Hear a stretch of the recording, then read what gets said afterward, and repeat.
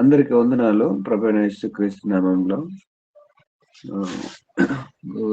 Google meet లో ఉన్నటువంటి ప్రతి ఒక్కరికి ప్రభు వందనాలు తెలియజేసుకుంటున్నాను. ఈ ఉదయకాల సమయంలో దేవుని వాక్యాన్ని ధ్యానించేద్దాం. యేసేపు జీవితం ద్వారా యేసేపు తన జీవితంలో దేవుడు అనుమతించినటువంటి విషయాలను గురించి ధ్యానం చేస్తూ దేవుడు మన చిత్తంలో మన జీవితంలో ఏమైతే అనుమతిస్తాడో ఆ విషయాల్లో మనం ఏ విధంగా జీవించాలో అన్నటువంటి విషయాలను మనము యేసేపు జీవితం ద్వారా మనము మన జీవితాలను కూడా మనల్ని పరిశీలన చేసుకుందాం. మనము ఆదికాండము 39వ అధ్యాయం 1-5 వచనాలు మనం చూసాము, చదువుకున్నాము. అయితే యేసేపు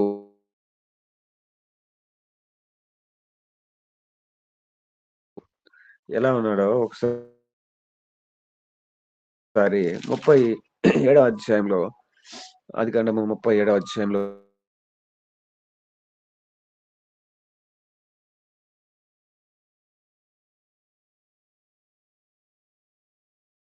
37వ అధ్యాయంలో తండ్రి చేత ప్రేమించబడే కుమారునిగా ఉంటూ ఉన్నాడు. అందరికంటే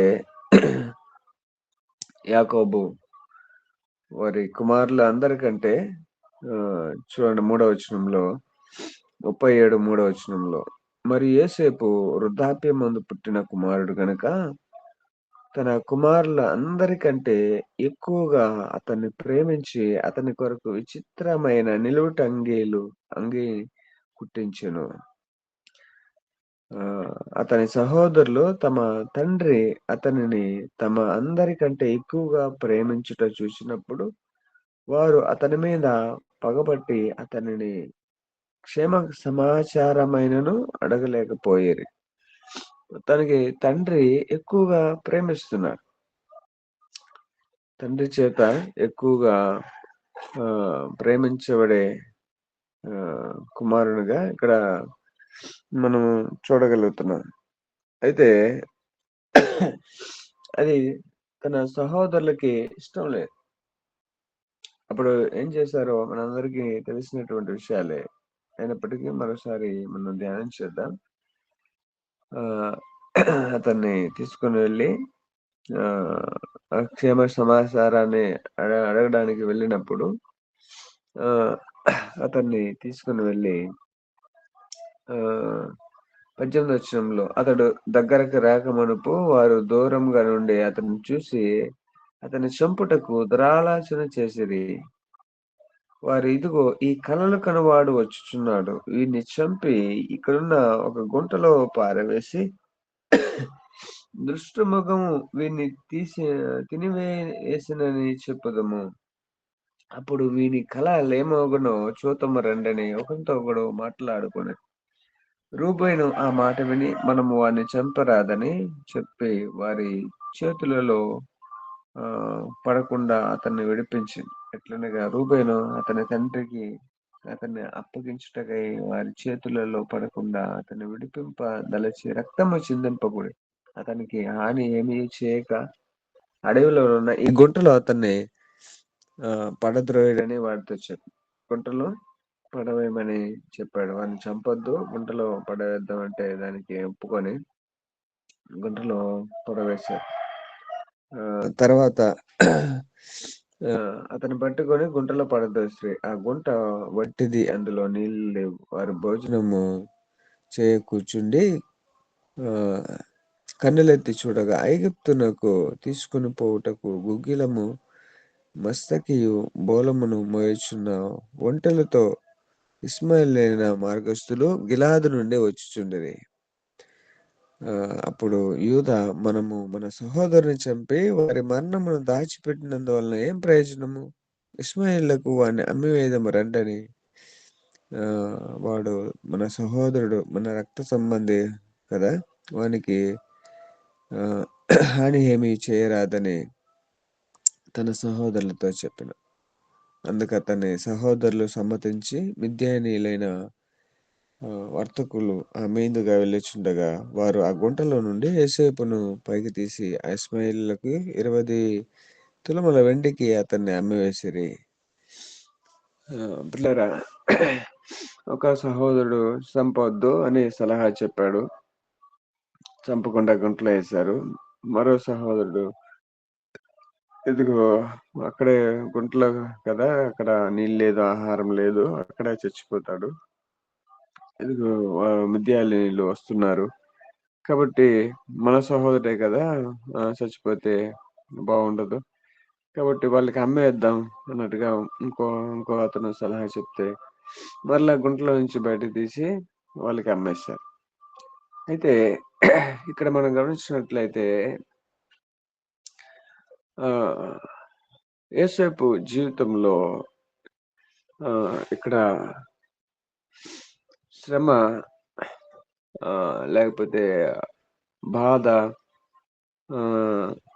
లేకపోతే యోసేపు జీవితంలో అనేకమైనటువంటి హింస ఉన్నాయి.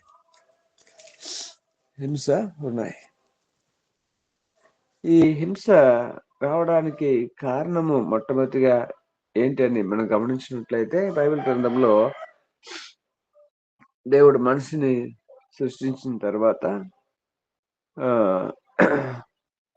ఏదైనా వనంలో మానవుని ఉంచాడు, ఆదాము హవ్వలను ఉంచిన తర్వాత అక్కడ ఏమి హింస లేదు, ఎటువంటి బాధ లేదు, కానీ ఆ ఏదైనా వనం నుంచి వారు దేవుడు చేయొద్దన్న పండును తిన్న తర్వాత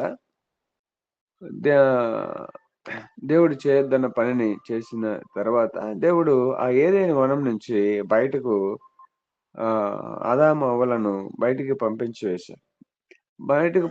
వేసిన తర్వాత మానవునికి కష్టం, శ్రమ, ఆకలి, బాధ, నొప్పి, లేకపోతే అనేక వేదన, దేవుని దగ్గర నుంచి ఎడబాటు, భయం, లేకపోతే సిగ్గు, ఆందోళన, గర్వం, ఇంకా క్రూరత్వం, అహంకారం, అనారోగ్యం, తర్వాత అసహనం, లేకపోతే కయ్యను హేబెల్ ద్వారా చాడీలు, తర్వాత నరహత్య, తర్వాత పాపానిజతో మరణము, బానిసత్వం, ఇంకా ఇవన్నీ మరి జీవితంలో వచ్చేసింది. దేవునికి వ్యతిరేకంగా పాపము లేకపోతే కలిగి ఈ భూమి మీద మానవుడు జీవిస్తున్నాడు. అవన్నీ రావడానికి కారణం ఏంటి అంటే ఇట్లా దేవుని దగ్గర నుంచి ఆ దేవునితో సావాసం కలిగినటువంటి స్థితిలో నుంచి బయటికి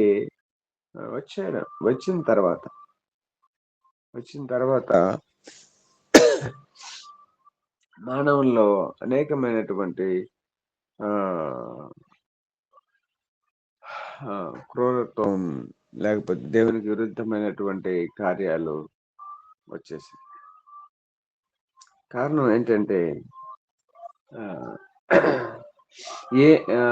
దేవునితో దూరం అవడం, లేకపోతే ఏదేని నుంచి ఎడబాటు అవ్వడం. కాబట్టి చాలా మానవుని జీవితంలో అనేకమైనటువంటి చెడ్డ కార్యాలు రావడానికి వచ్చేసింది. చాలా మనిషి ఈ భూమి మీద అనుభవిస్తున్నవన్నీ కూడా, అంటే దేవునికి వ్యతిరేకమైనవి ప్రతి ఒక్కటి కూడా దేవునికి ఎడబాటు అవ్వడం ద్వారా, ఏదేను అనుభవం నుంచి బయటికి రావడం ద్వారా మనిషి జీవితంలో ఇవన్నీ వచ్చింది. ఒకసారి పిల్లరా ఇంకా గమనించినట్లయితే ముండ్ల పొదలు, అవిధేయత వచ్చింది, పెరిగితనం వచ్చింది, తర్వాత బానిసత్వం వచ్చింది. కోపం, ప్రతీకారం, ఆలోచన కోల్పోయే స్థితి, పగ, విమర్శ, సోమరితనం, విచారం, తర్వాత ఆహ్, ఏడవడం, అసంతృప్తి, తర్వాత అపరిశుద్ధత, నిందలు వేయడం, స్వార్థం, లోటు, కొరత కలిగి ఉండడం. ఇట్లాగా చాలా మానవుని జీవితంలోకి వచ్చేసి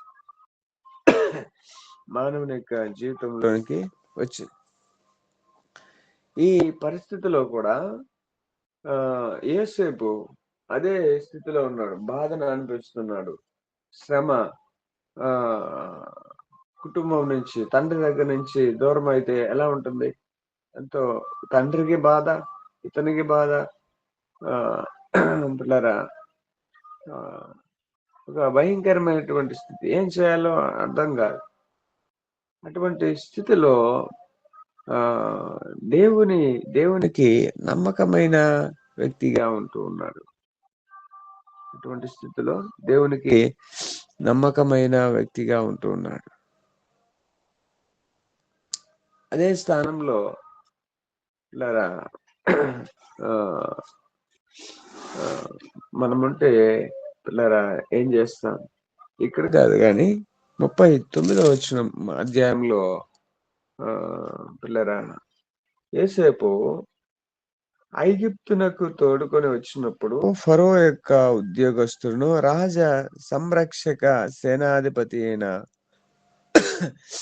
పోతీఫరును ఒక ఐగుప్తుడు అక్కడికి అతన్ని తీసుకొని వచ్చిన ఇష్మాయేలీల యొద్ద అతన్ని కొనెను.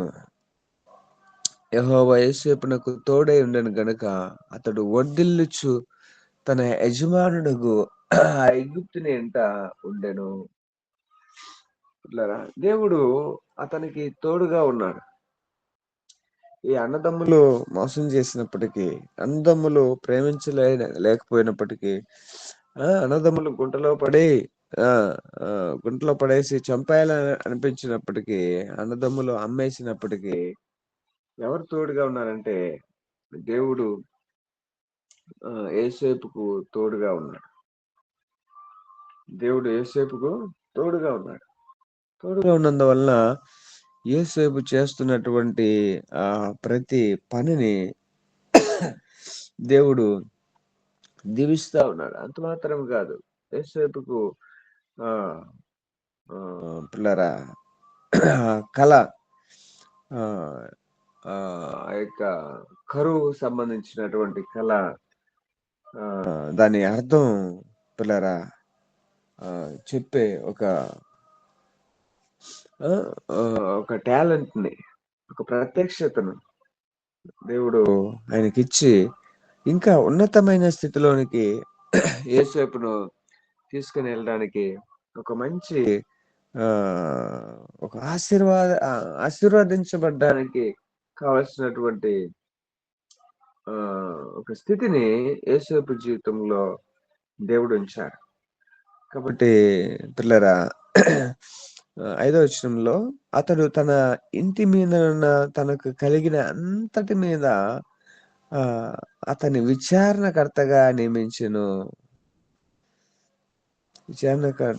నియమించిన కాలం మొదలుకొని యెహోవా యోసేపు నిమిత్తము ఐగుప్తీయుని ఇంటిని ఆశీర్వదించెను. యెహోవా ఆశీర్వాదము ఇంటిలోనేమి పొలములోనేమి అతని కలిగిన సమస్తము మీద ఉండెను. ఇంకా అప్పగించేశాడు. ఆ ఐగుప్తీయుడు యోసేపుకు మొత్తం అప్పగించేశాడు. ఏంటంటే అతనిలో ఉన్న నమ్మకత్వాన్ని చూసి, అతనిలో ఉన్న మంచితనాన్ని చూసి, అతనిలో ఉన్న విధేయతను చూసి ఆ ఇంటిని మొత్తం అప్పగించేశాడు. ఆ ఇంట్లో ఏముంది, ఎంతుంది అని తన యజమానునికే పట్టించుకోవట్లేదు. ఎందుకంటే నా దాసుడు నన్ను చూసుకుంటాడు అన్నటువంటి ఒక అంత నమ్మకాన్ని సంపాదించుకున్నాడు. అయితే మధ్యలో పరీక్ష వచ్చింది. యజమాని భార్య ఆ, ఆ, మోహించింది, ప్రేరేపించింది. అయినప్పటికీ అక్కడి నుంచి ఆ, వెంటనే దానికి అంగీకరించలేదు. ఎందుకంటే పిల్లరా, దేవునికి విరుద్ధంగా ఆ, నేను నా యజమానికి ఆ, పిల్లరా, నేను మోసం చేయలేను. కాబట్టి ఆ, అయినప్పటికీ చెరసాలకి వెళ్ళడానికైనా సిద్ధంగా ఉన్నాడు.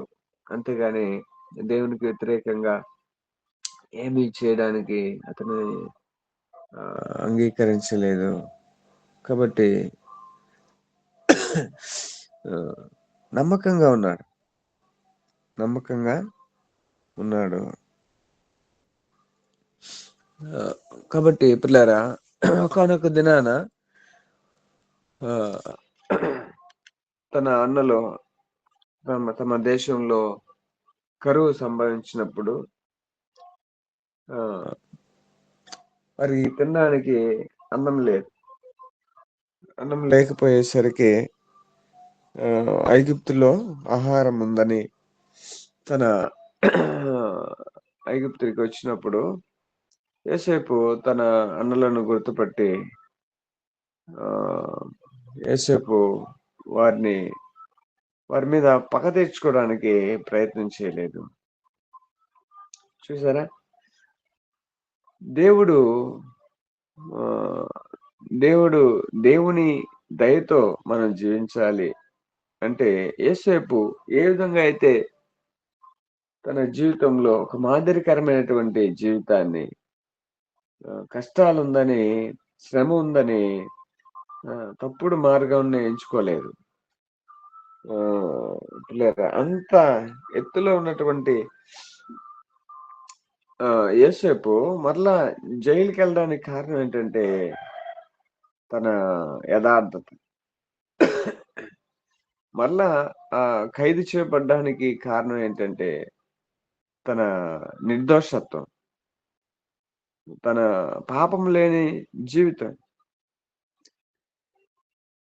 యథార్థంగా మాట్లాడినప్పుడు కొంచెం ఆ యథార్థత ఎదుటివానికి నొప్పి కలిగిస్తుంది, ఎదుటివానికి నొప్పి కలిగిస్తుంది. అయినప్పటికీ యథార్థంగా మాట్లాడే వాళ్ళు ఉన్నారు. కానీ ఎప్పుడైతే యథార్థంగా మాట్లాడమో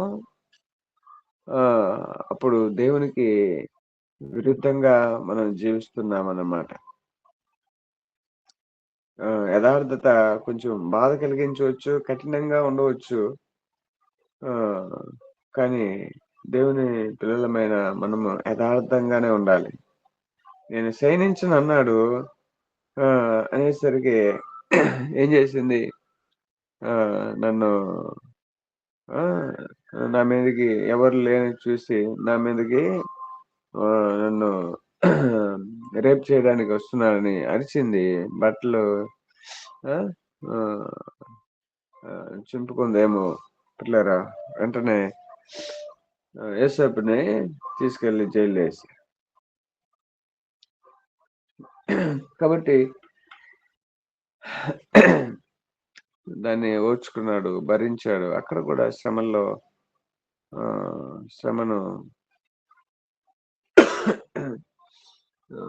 పిల్లరా అనుభవించాడు. అయితే దేవుడు అతనికి తోడుగా ఉండి మరలా దేవుడు అంటే ఆ ఇంట్లో ఉన్నటువంటి అతన్ని తీసుకుని వెళ్ళి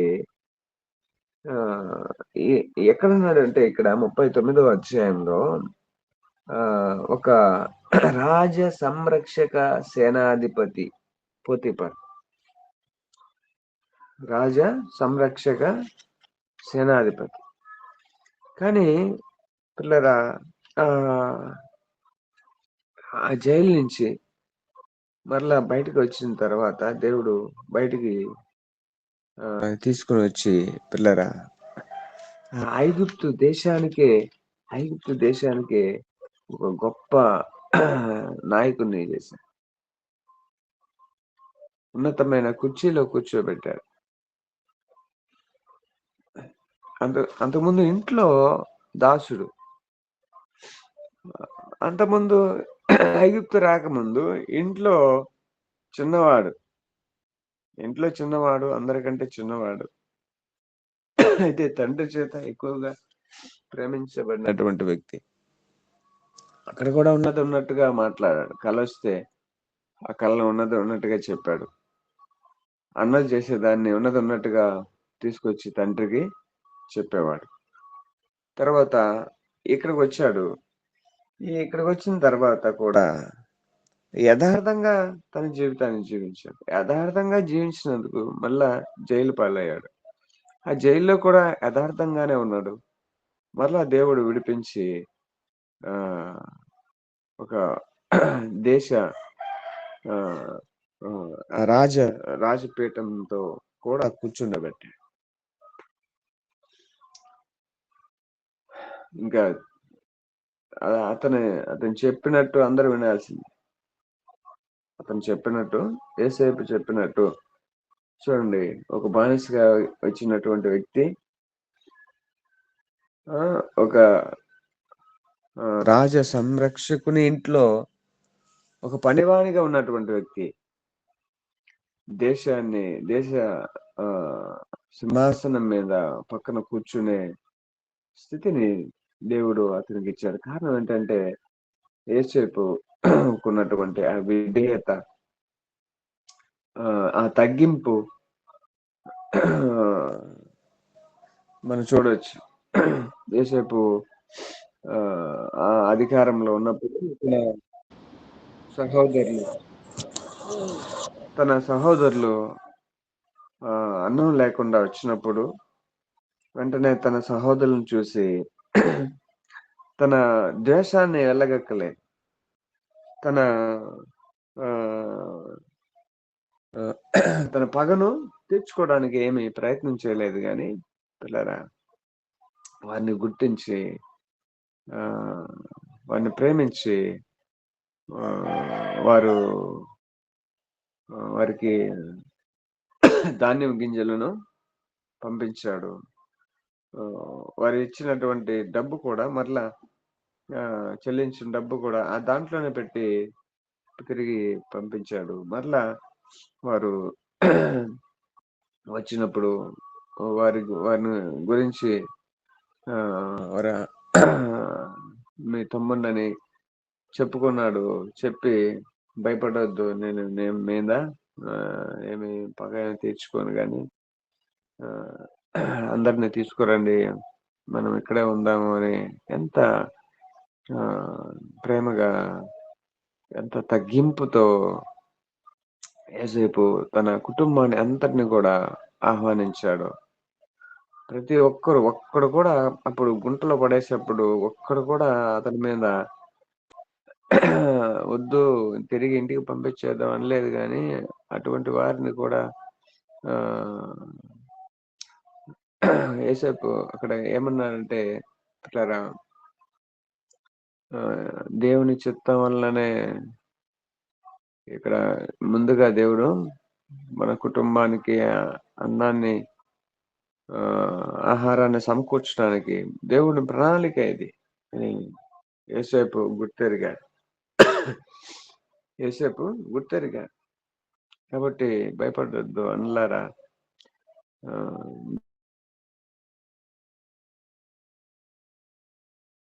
ఆహారాన్ని సమకూర్చడానికి దేవుడు ఇక్కడ పంపించాడు అని అన్నలతో చెప్పినప్పుడు యేసేపు హృదయాన్ని మనం చూసి మనం చాలా నేర్చుకోవాలి. చాలా నేర్చుకోవాలి. ఎప్పుడైతే చూడండి 39వ అధ్యాయంలో ఒక మాట ఉంటుంది. యెహోవా యేసేపునకు తోడై ఉండెను గనుక, దేవుడు మనకి తోడుగా ఉంటే మనము ఏ పరిస్థితిలో అయినా మనం ప్రశాంతంగా ఉండగలుగుతాం. అయితే అంతకుముందు యేసేపు జీవితంలో వచ్చినటువంటి ఆ భయము, ఆహ్, ఆహ్, గుంటలో పడేసినప్పుడు కలిగిన ఆ భయము, ఆ శ్రమ, ఆ ఆందోళన, ఆ ఎడబాటు, ఆహ్, అన్నలతో ఉన్నటువంటి ఆ క్రూరత్వము, అహంకారంతో వారి అన్నలు అతన్ని ఎంత బాధ పెట్టినప్పటికీ ఆ! యోసేపు తిరిగి వాళ్ళ అన్నల మీద చూపించలేదు గానీ, పిల్లరా ఏదెన్‌లో ఉన్నటువంటి అనుభవం లేకపోతే ఆహ్, యోసేపు ఆయన కలిగి ఉన్నాడు. ఏదెన్‌లో ఉన్నటువంటి అనుభవం. ప్రేమ. ప్రేమ కలిగి జీవించాలని ఇవన్నీ ఏదెన్‌లో లేదు. ఏదెన్‌లో దేవుడు సృష్టించిందల్లా సంతోషం, ఆనందం, మనిషి పిల్లరా కష్టం లేకుండా, శ్రమ లేకుండా, సంతోషంతో ఆ! గర్వం లేకుండా ఆహ్, ఇవన్నీ లేకుండా జీవించాలన్నది దేవుని యొక్క ఉద్దేశం. దేవుని యొక్క చిత్తం పిల్లరా. ఇవన్నీ రావడానికి కారణం ఏంటి అంటే అవిధేయత. అవిధేయత ఎప్పుడైతే మన జీవితంలో దేవునికి విరుద్ధంగా, దేవుని వాక్యానికి విరుద్ధంగా ఎప్పుడైతే మనము జీవిస్తామో మనము ఏదైనా బయట అనుభవాన్ని మనం కలిగి ఉంటాం. పిల్లారా యేసుప్రభు వారు ఒక మాట చెప్పారు. పరలోక రాజ్యము మీ మీద మీ మధ్య ఉన్నది. అది ఇప్పుడే మీ మధ్య వచ్చి ఉన్నది.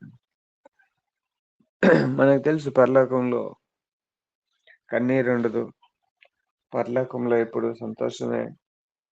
పరలోకంలో ఆహ్, పిల్లరా ఆహ్, మనం ఎలా ఉంటుందో వాతావరణాన్ని మనం బైబిల్‌లో మనం తెలుసుకొని చూడగలుగుతున్నాం. అయితే ఈ భూమి మీద జీవిస్తున్నటువంటి మనము దేవుని పిల్లలుగా, దేవుని వాక్యాన్ని వాక్య గ్రహింపుతో ఉన్నటువంటి మనము ఆహ్, ఇప్పుడే ఆ పరలోక సంబంధమైన వాతావరణాన్ని మనం కలిగి ఉండాలి.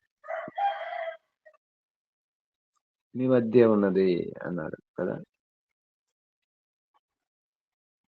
ఎప్పుడైతే వాక్యానికి లోబడి ఆహ్, మనం జీవిస్తామో అప్పుడు పరలోకం మన మధ్యలో ఉంటుంది. కోపం లేకుండా, పగ లేకుండా, భయం లేకుండా ఆహ్, అన్ని పరిస్థితుల్లో ఎందుకంటే దేవుని వైపు మనం చూడగలిగితే పరలోకం పరలోకాన్ని మనం అనుభవించగలుగుతాం.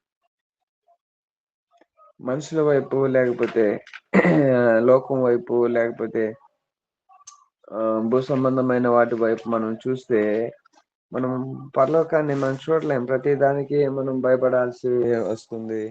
ప్రతి దానికి మనం దిగులు చెందాల్సి వస్తుంది. మనిషి జీవితంలో ఈరోజు పిల్లరా అనేక సమస్యలతో, అనేక బాధలతో, అనేక వ్యాధులతో, అనేక మానసిక రుగ్మతలతో నిండిపోయినటువంటి ప్రస్తుత సమాజంలో పిల్లరా అసలు మనిషి ఆహ్, అసలు మనిషికి ప్రశాంతత, సమాధానం, నెమ్మది అనేది లేకుండా పోతుంది. ఎప్పుడు ఈ భూమి మీద అంటే చనిపోక ముందే ఈ భూమి మీద ఉండగానే మనం దేవుని పిల్లలుగా ఉన్నప్పుడే మనము పరలోకాన్ని అనుభవించే ఆ స్థితిని దేవుడు మనకిచ్చాడు. ఆ సామర్థ్యాన్ని ఇచ్చాడు. ఎప్పుడైతే వాక్యంలో నుంచి దేవుణ్ణి మనం ఎప్పుడైతే చూడగలమో, యెహోవా అతనికి తోడై ఉన్నాడు గాబట్టి, యోసేపుకు తోడై ఉన్న దేవుడు మనకి తోడుగా లేడా? యోసేపును ఆదరించిన దేవుడు ఆ గుంటలో నుంచి పైకి లేవనెత్తి, ఆ శ్రమల్లో నుంచి, ఆ కష్టంలో నుంచి, ఆహ్, ఆహ్, పోతీఫరు ఆ గృహం నుంచి దేవుడు ఒకవేళ పోతీఫరు భార్యతో మోహించి ఉంటే అంతవరకే ఆశీర్వాదం ఆగిపోయిండేది. ఆ రాజు యొక్క ఆ ఆ యొక్క సంరక్షణ ఇంట్లోనే ఉండిపోయేవాడు.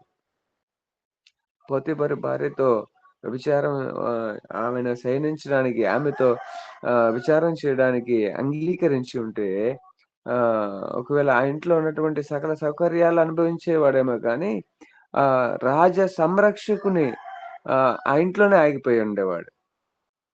ఇంకా ఉన్నతమైన స్థితిలోనికి వచ్చి ఉండేవాడు కాదు. కాబట్టి తన పరిశుద్ధతను కాపాడుకున్నాడు. తన అన్నలు వచ్చినప్పుడు పగ తీర్చుకోవడానికి ప్రయత్నం చేయలేదు. ఒక మంచి మనస్సుతో అన్నలకు ఆహ్, ధాన్యపు గింజలను పంపించి మరలా వచ్చినప్పుడు, ఇదిగో మన కుటుంబాన్ని అంతటికి కావాల్సిన ఆహారం ఇక్కడికి వచ్చేయండి. మనం ఇక్కడే ఉందామని ఎంత గొప్ప మాటను ఆహ్, యోసేపు పలకగలిగాడు. కారణం ఏంటంటే ఆహ్, యోసేపు ఏదైనా అనుభవంలో జీవిస్తున్నాడు కాబట్టి. కాబట్టి ఏదైనా అనుభవం అంటే దేవుని పాదాల ఆహ్, దగ్గర సమయాన్ని వెచ్చించి దేవుని దేవునితో దేవునితో జీవించే జీవితం. దేవునితో జీవించే జీవితం. దేవుడు మనలను ఎందుకు సృష్టించాడంటే పగ తీర్చుకోవడానికి కాదు, ప్రతీకారం తీర్చుకోవడానికి కాదు, లేకపోతే భయంతో, లేకపోతే శ్రమతో, సిగ్గుతో, ఆందోళనతో, గర్వంతో, క్రూరత్వంతో, అహంకారంతో, లేకపోతే మన అనారోగ్యంతో జీవించడానికి కాదు. చాడీలు చెప్పడానికి కాదు. లేకపోతే ఆ బానిసత్వంలో ఉండడానికి కాదు. పిల్లారా, అవిధేయతతో, పిరికితనంతో ఉండిపోవడానికి దేవుడు మనల్ని మనల్ని సృష్టించలేదు గానీ, ప్రతీకారం తీర్చుకోవడానికి కాదు. లేకపోతే ఎప్పుడు ఏడుస్తూ నొప్పిని, సోమరితనంగా ఉండిపోవడానికి దేవుడు మనల్ని సృష్టించలేదు. పిల్లారా, కోపంతో నిందలు వేసే వారిగా ఉండడానికి కాదు. అసంతృప్తిగా పాపంలో జీవించడానికి కాదు మనల్ని సృష్టించింది. పిల్లారా, భయం లేని ఒక ధైర్యంతో జీవించే స్థితిని. ఒకవేళ శ్రమ ఉండొచ్చు. కానీ ఆ శ్రమల్లో ఆ గుంటలో ఉన్నప్పుడు ఎంత దేవుని మీద ఆధారపడ్డాడో ఒకసారి మనము ధ్యానం చేస్తే, పోతీఫరు భార్య జైల్లో వేసినప్పుడు ఆ జైల్లో ఎంత నిబ్బరంగా ఉండగలిగాడో, దేవుణ్ణి ఎంతగా స్తుతించాడో పిల్లారా, ఒకసారి ఆలోచించగలిగితే మన జీవితంలో కూడా మనము ప్రతి పరిస్థితిలో కూడా ఒకవేళ భయంతో మనం ఉంటే, మనం భయపడుతూ ఉంటే ఆ భయం ఇంకా మనల్ని భయపెడుతూ ఉంటుంది. ఒకవేళ శ్రమల్లో ఉంటే ఆ శ్రమల్లో ధైర్యంగా ఉంటే ఆ శ్రమే మనం చూసి మనకి ఆశీర్వాదకరంగా మారుతుంది. దానికి ఉదాహరణ యేసేపు జీవితమే. కాబట్టి దేవుడు మనలను పాపంలో ఉండిపోవడానికి దేవుడు మనల్ని సృష్టించలేదు గాని ఒక గొప్ప జీవితాన్ని జీవించడానికి దేవుడు మనల్ని సృష్టించాడు. దేవునికి ఎలా ఉన్నామో ఒకసారి మనల్ని మనము పరీక్షించుకొని మన జీవితాలను